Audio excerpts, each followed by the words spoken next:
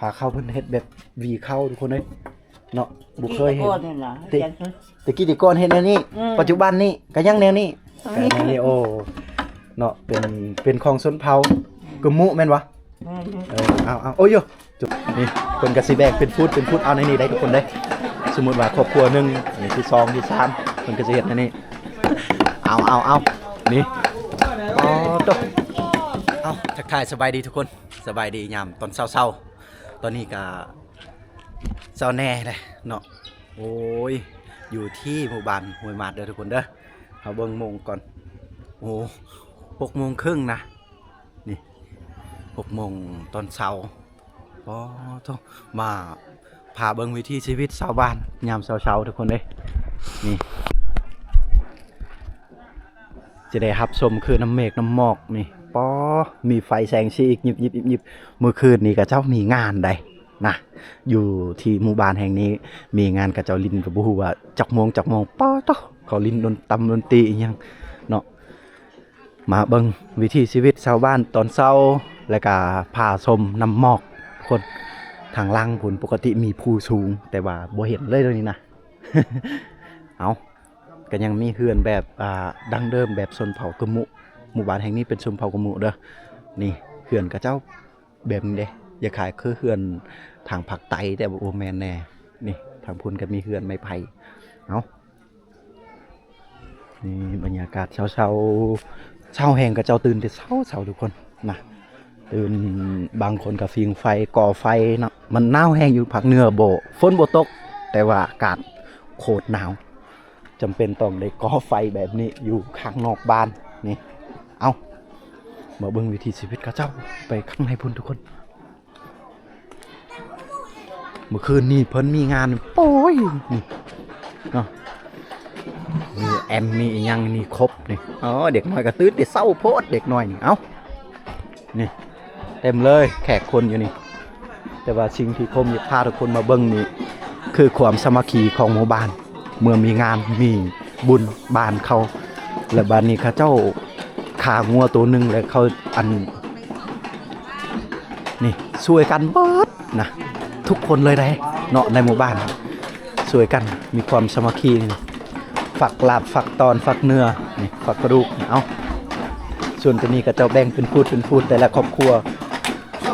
มีจักครอบครัวก็แบ่งให้มันพอเพียงกันเบิดแล้วก็ตัวที่เรือหั่นก็เลี้ยงแขกคนมาเพราะว่ามีบุญบ้านดิแล้วก็กินน้ำกันหมดบ้านนั่นแหละนี่โอ้อันนี้ก็ป้องกัน ป้องกันขี้ลักเอ้ย เอา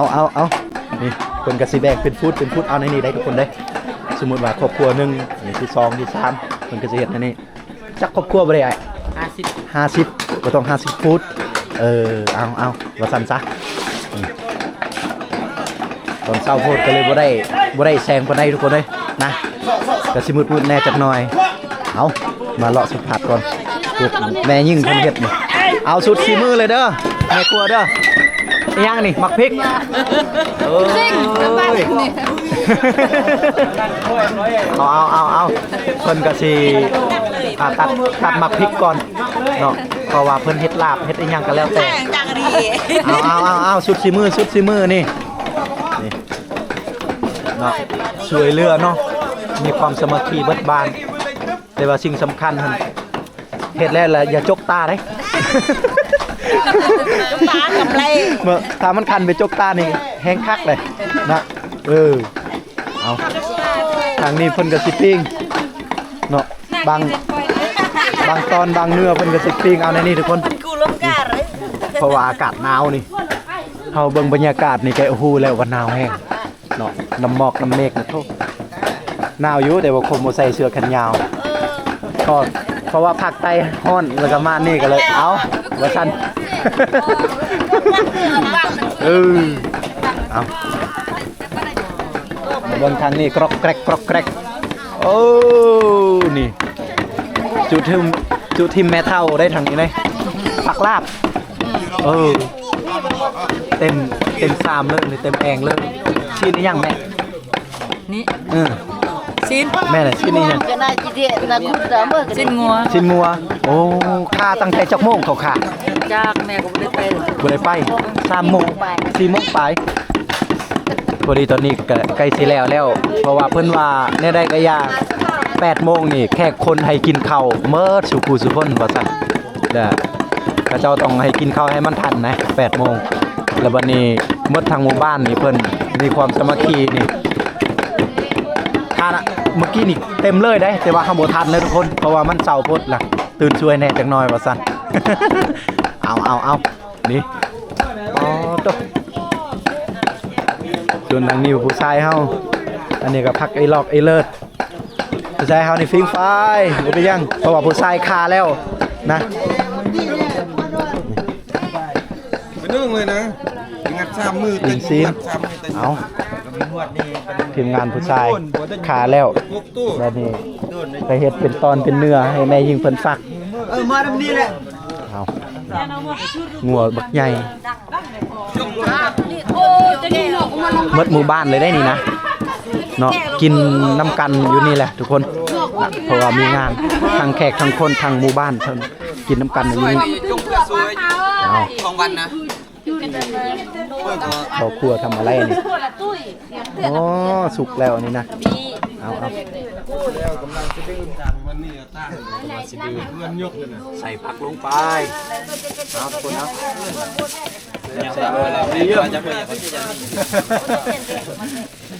เอาสุดชิมือเลยนะครอบครัวเพิ่นเฮ็ดนะ ô đắp mà đi là kho เป็นตะม่วนทุกคนบรรยากาศเนาะตอนเช้าๆที่เราได้รับชมความสามัคคีของชาวบ้านเพิ่นยามมีเวียกมีงานมีบุญเอาก็เหมาะกับบรรยากาศเย็นๆสินะ ยายกับลวงเลี้ยนอ่ะ เนาะโอ้อันนี้เพิ่นเฮ็ดเป็นกล่อง ทำไปก่อนเรื่องนะครับคุณมีนะ เพิ่นแบ่งได้อันนี้เป็นแล้วครอบครัวบ่แม่นโอ้แบ่งกินน้ำกันอยู่นี่การตอนเช้า เนาะเพิ่นสิแบ่งปันข้าวเช้าก่อนน้ำกันเพิ่นว่าเอาเด้ แน่ที่เพิ่นเฮ็ดแน่ โอ้อันนี้ก้อยคุณเฮ็ดก้อยอย่างนี้กินน้ำกันเพราะว่าหลังจากกินข้าวกินน้ำก็แต่งให้แขกคนไปกินอยู่พุทธฮะสุดยอดเลยเอาเยอะ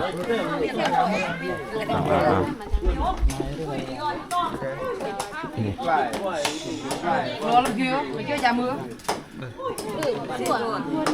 มีงานบ้านเพิ่นโอ้ยน้องมานี่ก็โคตรเยอะเมื่อเพิ่นได้ดมกินของอร่อยมันก็มาแล้วบัดนี้คือนี่ก็ซอยนั่งแซ่บ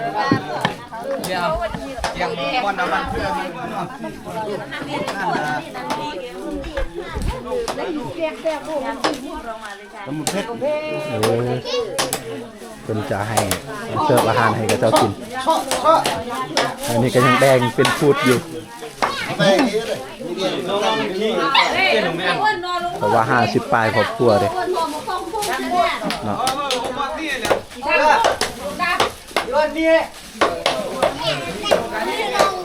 คนนะคนเฒ่าคนแก่ในหมู่บ้านอีหยังอันนี้ก็เสิร์ฟไปเสิร์ฟมาอยู่ยังบ่แล้วระวังได้เขาเตะได้เนื้อมูเตะเลย ยังลงขี้นะช่อยิ้ม เขาแบ่ง แบ่งครอบ เขาแบ่งเป็นจอกเป็นจุเอาส่วนทีมผู้ชายก็น่าจะกินอยู่ข้างนี้นะ ลอกมึงไปทนิด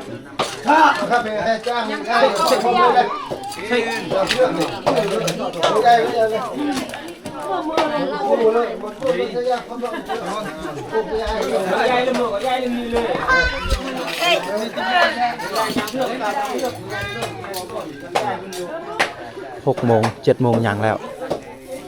เพิ่นสิเตรียมปั้นเป็นภาษากะมุเด้อทุกคนเด้อไปเขตภาคเหนือของแขวงหลวงพระบาง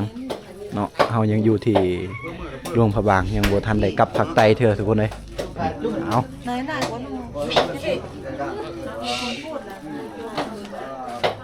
เสิร์ฟไป เฮ็ดพร้อมกินไปพร้อมจึงแซ่บนี่เด้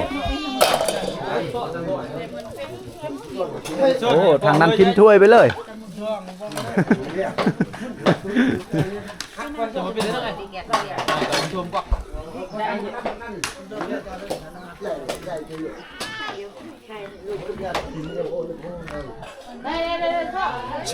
น็อกเลยนะตัวมือขาดตัวมันน็อก นี่ละทุกคนเอ้ยเฮาสิย่างเลาะบ้านหน่อยหนึงก่อนเนาะอันนี้คือเฮาได้เห็นบรรยากาศเล็กๆน้อยๆที่ว่าชาวบ้านเพิ่นมีความสามัคคียามมีงานมีบุญนะแต่ว่าบ้านนี้เฮาสิเที่ยวชมหมู่บ้านกระเจ้าเนาะเต็มเลยคนบ้านเพิ่นเองได้นี่ไปเฮาสิเลาะหมู่บ้านกันก่อนโอ้ทางนี้ก็ยังมีอีกต้มเนาะเฮาคิดว่ามีแต่ทางนั้นทางนี้ก็มีอีกได้ทุกคนเอ้ยนี่ต้มอีหยังนี่ต้มนั่งเอาตามสบายเนาะไม่เท่าเนาะ หนาวแห้งเพิ่นว่าหนาวแห้งก็เลยฟิล์มไฟแหน่จักหน่อยเอานี่นั่งงัวเพิ่นน่าจะเฮ็ดลาบเฮ็ดก้อยนี่แหละนั่งนี่เด้อขออนุญาตไปเบิ่งก่อนอีหยังนี่โอ้ต้มน้ำละลาสิต้มดุกโอ้ เห็ดแกง เฮ็ดแกงเย้ยทำดีสดบัดนี้เนาะเอาแบบนี้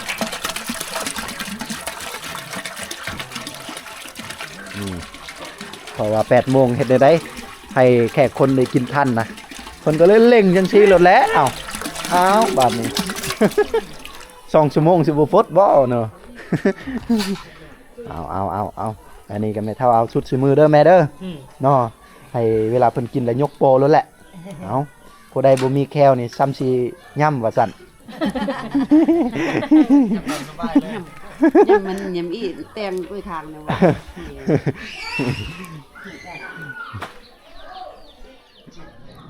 เลาะทางนี้ก่อนบรรยากาศเศร้าๆโอ้มีสัญญาณนี่มีบางบอนเด้อทุกคนบางบอนที่บ่มีก็บ่มีเลยอันนี้บ่มีคือว่าบ้านเพิ่นยังบ่ทันได้มีสัญญาณแบบอินเทอร์เน็ตที่แบบลิ้นสะใจยังมีบางบอนยังมีบางบอนที่บ่มีเลยเอาเที่ยวชมน้ำหมอกก่อนส่วนลายเฮือนบ้านเพิ่นก็ติดกันเลยสมัยเลอะตอนชรวด เนาะสมัยเลอะตอนชรวดสบายดีตอนเช้าอันนี้ก็คือรถแขกคนที่มางานมาบุญบ้านเขาเฮือนก็เจ้าพัฒนาเป็นจังซี่บ่ได้อันนี้ห้องการบ้านเพิ่นเดี๋ยวผมจะเลาะไปทางพูนแต่มันเลาะไปทางนี้ก่อนเนาะเพราะว่าส่วนหลายเขาบ่อยู่ไปบอนเฮ็ดเวียกนำกันเมื่อกี้เบิดแล้วนะตอนเช้านี่เพิ่นบ่ได้อยู่นี่นะสมัยเลอะตอนชรวด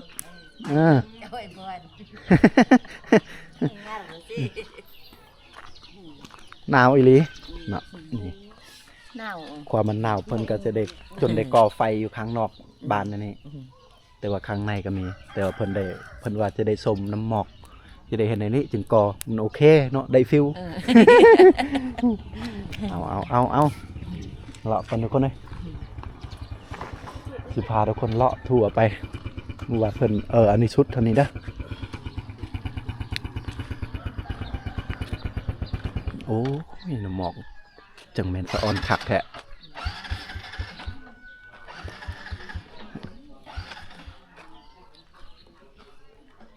เพิ่นสิบ่ว่าเฮาบ่เลาะแต่เสาพดเฮือนครัวบางครอบครัวก็แบบนี้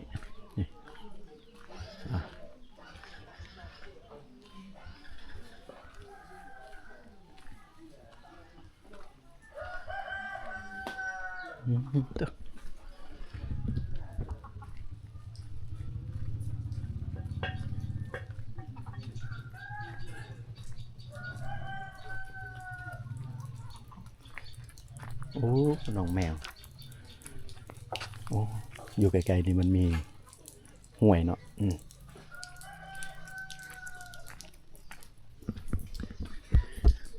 รอบบ้านเพิ่นก่อนทุกคนเลย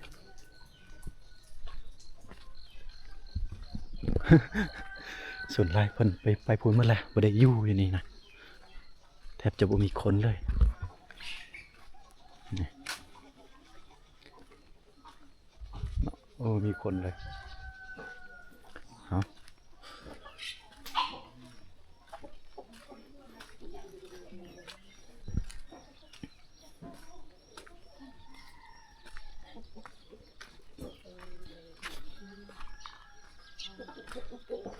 อ๋อ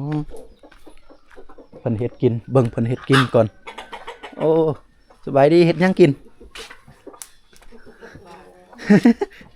โอ้ปิงปลาทางพุ่นละปิงซีนทางนี้ละปิงปลาเซยเอานี่เพิ่นว่ากินซีนหลายก็บ่ได้ต้องเปลี่ยนเมนูปิงปลาแน่ปิงผักแน่ว่าซั่นบ่แม่นปิงผักไดต้มผักนะ โอ้ยมืดทุกคนเลยเอาอันนี้คือเฮือนครัวเพิ่นเฮ็ดกินได้เอ้าเพิ่นตำอีหยังนั่นบ่แม่นตำข้าวอ่ะหรือว่าตำข้าวปาดวะไปสมเพิ่นก่อนนี่เฮือนซาน1,200เพิ่นก่อเบิดแต่ว่าก่อแบบสไตล์แบบเพิ่นน่ะนี่ตำอีหยังอันนี้ตำข้าวปุ้นเสด็จ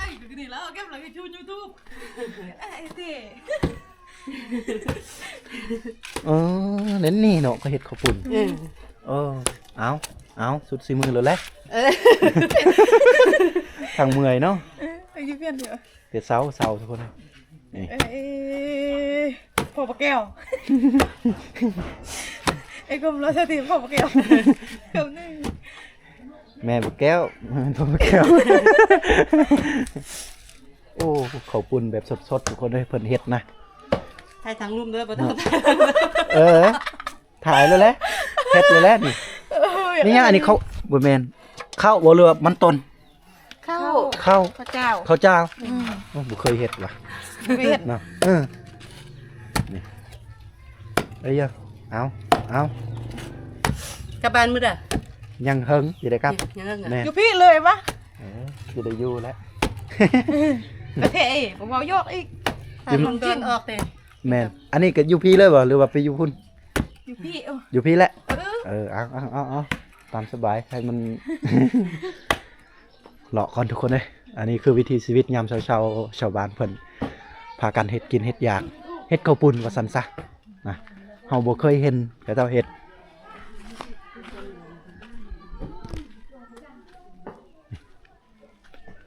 เมื่อกี้นี่ห้องการบ้านเนาะเอา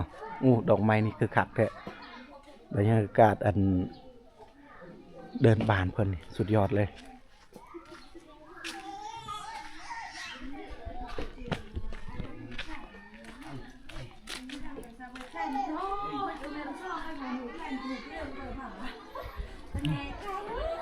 โอ้ลมอีหยังอันนี้สมัยเลอะทำอะไรเฮ็ดของกินเบิ่งข้างในเด้อบัดนี้นะเอาเฮ็ดอีหยังกินนี่เฮ็ดลาบลาบงัวโอ้กำลังสิตำข่าแต่อย่าตำแคนได้ อีหยังอันนี้ไปเท่าสูบยาเคี้ยวมากโอ้เคี้ยวมากนี่แหละคำว่าเม็ดเท่าเคี้ยวมากว่าซั่นเนาะอันนี้คือ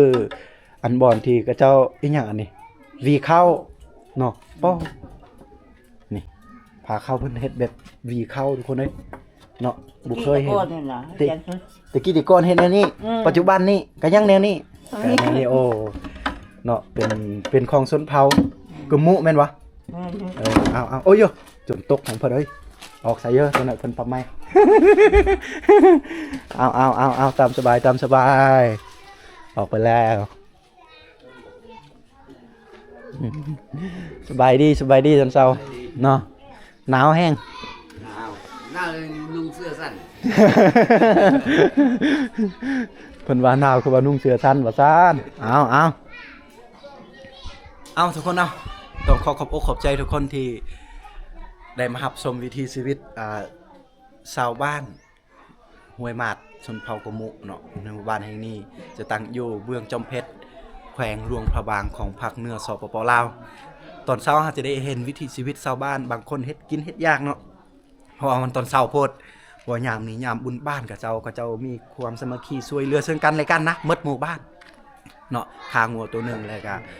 ทั้งหมดทั้งมวลหมู่บ้านนี่ตอนเช้านี่อุ้ยสุดยอดภาพบรรยากาศประมาณ50ปลายครอบครัวเด้อเป็นชนเผ่ากับหมู่เมื่อทุกคนเลยเอาขอบใจทุกคนที่ได้รับชมขอให้ทุกคนอยู่ดีมีแห้งสุขภาพแข็งแรงร่ำรวยทุกคนเอาสบายดีปีใหม่